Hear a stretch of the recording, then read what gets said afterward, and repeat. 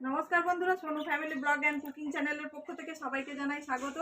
আজকে আর মাছ মাংস অন্য কিছু রেসিপি নয়, আজকে বানাবো আঙুর দিয়ে কিভাবে কিচমিচ বানায় সেইটাই দেখতে থাকুন, পুরো ভিডিওটা দেখবেন। আর ভালো লাগলে একটা সাবস্ক্রাইব করবেন, চ্যানেলটির সাথে থাকবেন।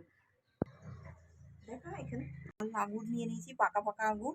আমি এবার উনুনটা ধরিয়ে নেব। এখানে সাদা কাপড় আছে একটা।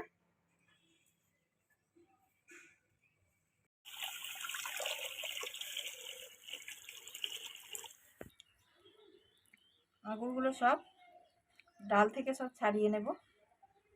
এমনি সব পাকা পাকা দেখে আঙুর নেবেন, সবুজগুলো না, একটু লাল লাল দেখে নিয়ে আসবেন। সুন্দর মিষ্টি হবে আঙুরগুলো, টক ভাবটা হবে না।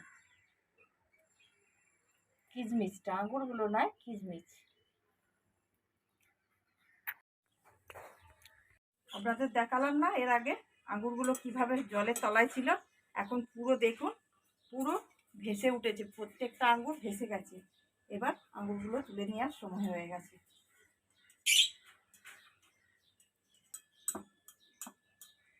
এই যে কালারগুলো কত সুন্দর এসে গেছে।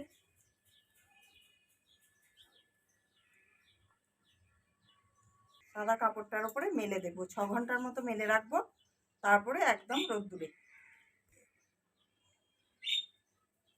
6 ঘন্টা এইভাবে ঘরে হাওয়ার তলায় মেলে রাখতে হবে।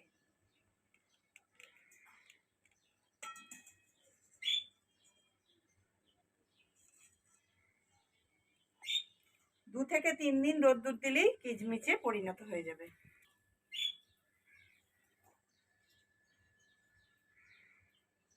এইভাবে প্রত্যেক আঙুরগুলোকে একটা একটা করে দেব। তো বন্ধুরা, ভালো লাগলে আবারও বলছি, সাবস্ক্রাইব করতে ভুলবেন না, সাপোর্ট করবেন চ্যানেলটিকে। নমস্কার।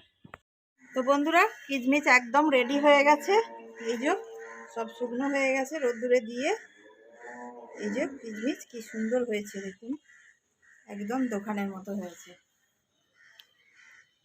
ভিডিওটি ভালো লাগলে লাইক করবেন, সাবস্ক্রাইব করতে ভুলবেন না। টাটা।